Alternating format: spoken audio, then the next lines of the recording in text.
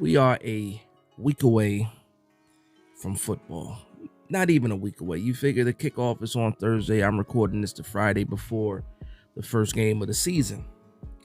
So it's about that time to do a full-on review of the division. The NFC East. I don't review too many other different divisions, especially in the entirety of a division, because I really don't care that much. Like I said, when I'm dealing with football and talking about divisions, I'm worried about my own division. Am I a football fan? Absolutely. I know about a lot of teams, but when it comes to the NFC East, every year I have to do a breakdown. And right now, this is probably going to be the last time that I can be this unbiased, or I should say, as unbiased as I can be before we really start getting into the trash talking of game week. Because that's going to happen it already started a little bit. And the crazy thing about it is I'm going back and forth with Jets fans already this week, and we don't even play those guys till week 8. But I saw it was very, very disrespectful how they were talking about certain players on my team. And it had to be stopped, and words had to be said. So, and then I go back and forth with Cowboys fans, Eagles fans, Commander fans often. But this is going to be about the NFC East, so please have a seat. For some of you, you might want to put your seatbelts on, get strapped in, because we're about to talk about a couple of things. I'm not great detail, but a couple of things, regarding the NFC East. So last year, and you know what, I'm going to talk about these teams in the order of how they finished last year. So first on the list is going to be the Philadelphia Eagles. And for those that follow me, know that there is no other team that I hate more than the Philadelphia Eagles. And it's really not even about the Eagles as much. It's about the fans of the Eagles. But still, I hate the Philadelphia Eagles. I do. Respectfully hate them. I can have some banter back and forth with a few fans from that fan base. But man, for the most part, you guys are pretty rough. And don't like other people to say much. New money. That's what I think about when I think about the Philadelphia Eagles. I think about new money. And for those that are familiar with that term, you know exactly what I'm talking about when I say the Philadelphia Eagles are new money. But yeah, all jokes aside, Jalen Hurts coming off a fantastic season, Super Bowl appearance. If the Philadelphia Eagles would have won the Super Bowl, he would have been the Super Bowl MVP, but they didn't. And they had a lot of changes. Mainly the offensive coordinator, defensive coordinator, both got head coaching jobs. They lost some pieces on the defense, starters. Hargrave, San Francisco, Edwards to Chicago. They lost Gardner Johnson. He's in Detroit. And they went draft crazy when it came to the Georgia Bulldogs. Howie has a tap into the system of the Georgia Bulldogs, and he got a lot of Georgia Bulldogs on that roster, especially on the defensive side. And some people are like, yeah, it doesn't matter. It's a lot of talent on the Philadelphia Eagles. It is. There's a lot of talent on the Philadelphia Eagles. But the biggest question mark for me is, Jalen Hurts, a lot of film on the guy now. How is he going to take what he did last year and improve upon that? And can he improve upon that? Now, I'm an Alabama fan, so I am a fan of Jalen Hurts. I was a fan of Jalen Hurts before he got to Philadelphia, all the way in Alabama, like I said. So I'm a fan of Jalen Hurts. You can't say anything bad about Jalen Hurts. And again, this is me being the most unbiased that I can be, at this point of the year. Jalen Hurts. We'll get to Jalen Hyatt later, but Jalen Hurts, fantastic guy. Has to run it back. It can't be one of those fluke years. He has to do it again. They paid him. Like he was the franchise quarterback, or I should say he is the franchise quarterback. They paid him that way. Funny thing about his contract though, it's backloaded. It's backloaded like crazy. Very, very team friendly cap hits the first couple of years, and then once it gets down to the big money, we already know what's going to happen. How he's going to tear that contract up, and save himself some money before those real big cap hit years are gonna get here. But I just think about, okay, the Philadelphia Eagles, a lot of changes, especially like I said, continuity is not there. I do like the DC that they picked up. I do like that they promoted in-house for the offensive coordinator. You want to keep some things the same when it comes to, you want that, you like switching your entire defense, not saying that they are going to switch their entire defense, but switching the play caller on defense is a big deal. It's a big deal. A lot of the pieces there are the same outside of the guys that did leave. You expect Hassan Reddick to be Hassan Reddick. You're looking at Fletcher Cox, and he's getting older, but they got his replacements waiting in the wing with Jordan Davis and Jalen Carter. One of those guys is going to step up and be good for that defensive line. But I'm just sitting here and I'm thinking, the Philadelphia Eagles, like people say, the Giants had a pretty easy schedule last year, and the Philadelphia Eagles also had a easy schedule last year because their schedule, as far as rank goes, was easier than what the New York Giants had, and they were playing teams like the New York Giants at the time, and especially early on in the season, or I should say before the season started, a lot of people didn't have the New York Giants, go anywhere near the playoffs. So I'm thinking about the Philadelphia Eagles like this. If the ceiling wasn't the ceiling last year for Jalen Hurts, I expect them to be right back where they are or where they were last year. I don't think that they're going to win 13 games. I believe the division has gotten tougher. The schedule already is tougher than it was last year. And I don't think that it's going to take 13 games or 13 wins to win the NFC. The NFC overnight, and when I say overnight, I'm just talking about over an off season, has gotten better than where they were last year as a whole. The divisions became more competitive, maybe outside of the NFC South, but I don't think that you need to win 13 games to get the number one seed in the NFC this year. I'm just looking at some of these teams that we consider the powerhouses, and 1 and 2, maybe, 1 and 2 has to be, Philadelphia, and then San Fran, and then you even got to throw Dallas in there. But outside of that, there's teams coming up. Detroit Lions coming up. I don't know how far off the Minnesota Vikings fell, after this offseason, but you got teams like the Giants. A lot of people expect the Bears to be better. And to me, obviously the NFC West, 49ers, Seattle, Cardinals, no, Rams, big question mark. But I don't think you need to win 13 games. I think the NFL as a whole is going to be way more competitive. Now, you're still going to have your bottom of the barrel teams. I'm not going to put any names out there, but you're still going to have those teams that are god awful. But for the most part, I think that the NFL as a whole is going to be a lot more competitive than what it's been in the past.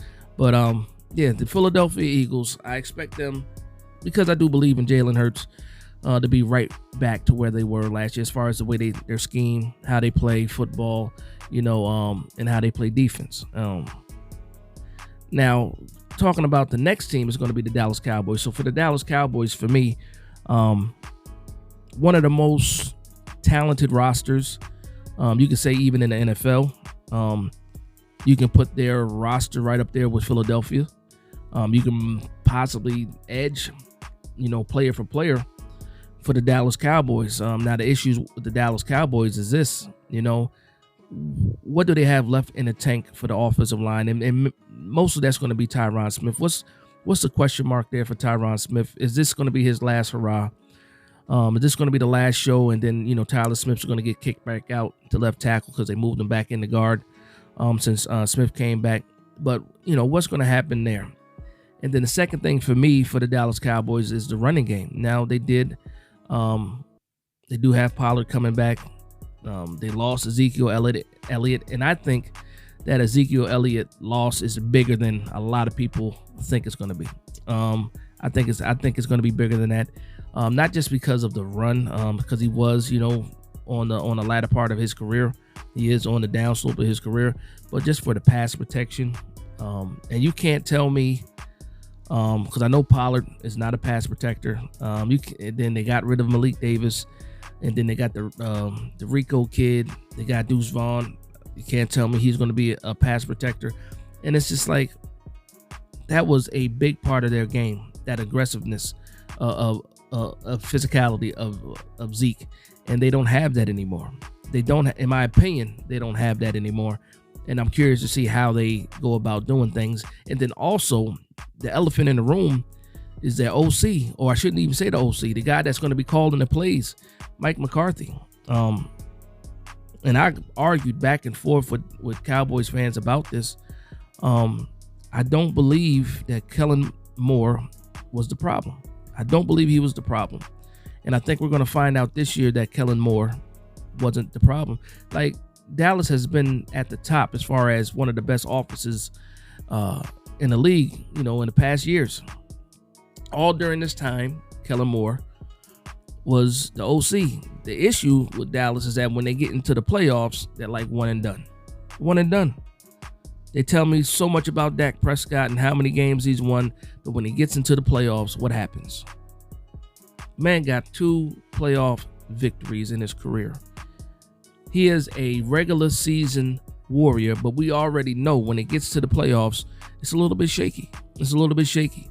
Now, they did add to their team. They added to the wide receiver room. They already had CeeDee Lamb and Michael Gallup. Now they have, was it Turpin and Tolbert?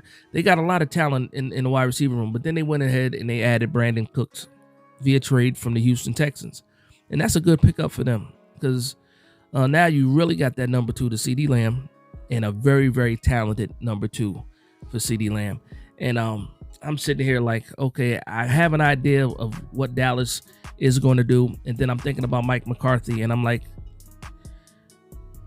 he might turn this team one-dimensional by default, just because of the history of Mike McCarthy and what he did in Green Bay. And it could have been because he had Aaron Rodgers that he didn't run the ball as much as he probably should have. But when I'm looking at the Dallas team, you got rid of your thumper when it comes to running the ball, and you think that Rico is going to be the guy to fill in for Zeke as far as that physical runner. But I don't see the same threat. Now, again, the offense, Zach Martin got his money. Terrence Steele is coming off of a knee injury. Biotish, I'm a fan of Biotish. I wanted him out of college. When he came out, they ended up getting him.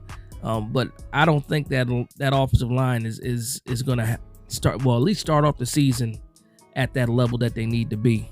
And we'll see what happens after that. But that defense, that Dallas defense is still going to be a headache. It's still going to cause people some problems. Micah McFadden is an absolute animal when it comes to, defensive players. And I expect him to do exactly what he's been doing, and that's causing havoc. But there's one thing about Micah Parsons is, Andrew Thomas, has won most of the duels against Micah Parsons. And when it comes to Micah Parsons against the New York Giants, he hasn't been as much of a factor that he's been in other games. He is an absolute game wrecker, so don't take that as disrespect at all. The disrespect will be coming next week when we get into actual game week and start talking real ball to the Dallas Cowboys and the Dallas Cowboys fans. But for right now, again, for this video, the theme of this video is trying to be as unbiased as possible. But I can see Dallas being, again, just like Philadelphia, right where they need to be as far as last year, and competing, for the division. And I'll leave it at that. So next I want to talk about my New York Giants. My New York Giants, who's probably have the most continuity, going into this season. Same OC, same DC. Nothing has changed as far as staff goes. But the things that have changed are the weapons, the offensive line, and another healthy season for Saquon Barkley. So when I think about the New York Giants and I think about the offseason and what needed to be addressed, New York Giants were one of the worst run-stopping defenses, in the league. And the one thing that we did to go out and address that is, obviously we re-signed Dexter Lawrence. Leonard Williams is still here. Not sure what's going to happen with those contracts because we do need some operational money, going into the season. So I expect a couple of moves to still happen. But you turn around, you get Ashawn Robinson for depth. You get a guy like Nunez, Roches, or Nacho as they call him, to help stop the run. And then you snatch up a gem, or what we believe is going to be a gem in a rookie, Jordan Riley, who has had a fantastic preseason. So you address, the defensive front. But even more important to that is you picked up a real linebacker, a real guy that can read his keys, find the right gaps, and make the tackle. We had one of the worst linebacker crews and rooms in the league last year. So we went up and picked up Bobby Okereke. And I know, it's not one of the biggest names out there, but when it comes to the New York Giants and what the New York Giants need, Bobby Okereke is exactly what the New York Giants needed. A real linebacker. And not only that, a week ago, we turned around and also beef up the linebacker room, and we trade for, Isaiah Simmons. Yeah, I know Isaiah Simmons. The Cardinals didn't know what to do with him last year. They had him playing linebacker. They had him playing edge. They had him playing safety. They had him playing corner. You know what? He's a weapon. He's a defensive weapon, and there's no knock on him that they couldn't find out, the best places to put him. But I think when you have a guy with so much history as Wink Martindale, he's going to put Isaiah Simmons in the right place so that he can make plays. And right now it's looking like he is the linebacker next to Bobby Okereke, and not even looking like he is the linebacker next to Bobby Okereke. And you can do a lot of things with that versatility. Like one of the biggest weaknesses for the New York Giants was not being able to cover the tight end. And now you got a guy that can cover tight ends. Another thing, covering the running back out of the backfield. You now have a guy that can cover a running back out of the backfield. So we addressed certain situations. And going back to Dallas really quickly, Dallas lost, their tight end. And now they're running with the second-year guy in Ferguson. And, yes, he had made a couple of plays last year, but that's going to be some big shoes to fill, for the Dallas Cowboys. Now back to the New York Giants. So the biggest question mark right now, well, there's a couple of question marks, but the biggest question mark for me on the defense right now is how are these young corners going to hold up? We have two rookie starting cornerbacks. Adoree Jackson listed as a nickel, and now you have, the first-round pick Deonte Banks at corner. And on the other side, we have sixth-round pick Trey Hawkins, starting as well. And they both have had a strong summer, good preseason for both of them, and they've been playing lights out so far. But when we get into week one against the Dallas Cowboys Sunday night, it's going to be different. The pressure is going to be on. This is a Sunday night football game. And if these guys can show up and show that they're solid, I think that the New York Giants are going to be right up there with Philadelphia, right up there with the Cowboys as far as competing for the division. And a lot of people will probably laugh at that or be surprised at that. And that's fine. That's fine. But here's the thing. You can't say, especially if you're watching this video right now, you can't say that I didn't tell you so. That I didn't tell you so. You've been warned. That's what it is. Now I want to flip and talk about the New York Giants offense. And that's where the most confidence that I have comes from. Daniel Jones has turned into a person that we don't know what's going to happen with the ball in his hands. Let's see what happens when he gets the ball back. He can make a play for us. I believe Daniel Jones could take us down, and he can put us in a position to score. That's an absolute fact right now as far as my belief, in Daniel Jones. And then I just think about the weapons. Darren Waller, fantastic, great. If he can stay healthy, we already know what he can be. He can be the best tight end, in the division for sure, but possibly maybe even in the NFC. And that's saying a lot. Of course, you got guys like George Kittle, Dallas Goedert, guys like that are in the division. In the conference. But if you get the same Darren Waller or a healthy Darren Waller and Daniel Jones is featuring him, then his name is going to go right back up there with the upper echelon of the tight ends in the league. And then I think about the most important thing. The most important thing for me, and I might be all alone by myself. There's a few people out there I know that are with me. It was solidifying the center spot in the draft. We picked up John Michael Schmitz, the best center, in the draft. To me, the best offensive lineman in the draft. But again, that's yet to be seen. But that's how I feel right now. And when it happens, you can't say that I didn't tell you so. So, clean pockets. If Evan Neal can progress and get better, then I predict that the New York Giants are going to win a lot of games. And given the new talent on the outside, and then still having Saquon Barkley, who I haven't even talked about yet, it's going to be fantastic. And then on top of that, the new number 13, Jalen Hyatt, is right there, and he's going to be ready to go as well. And I'm just excited for this season to start. And I think it's going to be fireworks for the New York Giants. I absolutely think it's going to be fireworks. Now, the last thing I'm going to talk about is the Washington Commanders. They did finish last season. They were the only team in the division that didn't make the playoffs, but there was a point in time where they were actually in the playoffs, that last seat. And the one thing about the Commanders is that roster has a lot of talent on it. The one thing that they've been missing is the quarterback. Now, if you talk to the Commander fans, they are head over heels over, Sam Howell. And he's put a lot of good things together. They point at the season-ending game last year against the Cowboys. He looked good. They talked about the preseason. He looked good. And Sam Howell has the ability to be good. Prior to his last year in college, he was looked at as one of the top quarterbacks in the country and could have possibly been one of the top quarterbacks in that draft. And then, it kind of fell off. That last year in North Carolina wasn't the best, and he ends up getting picked later in the draft. But the way that these guys are talking about him, they're expecting some big things from Sam Howell. And the bigger part to that is also they had a change at the offensive coordinator position. They picked up Eric Bieniemy, And the thing about Eric Bieniemy, he seems to be a good coach, right? He seems to be a good coach. I think he is a good coach.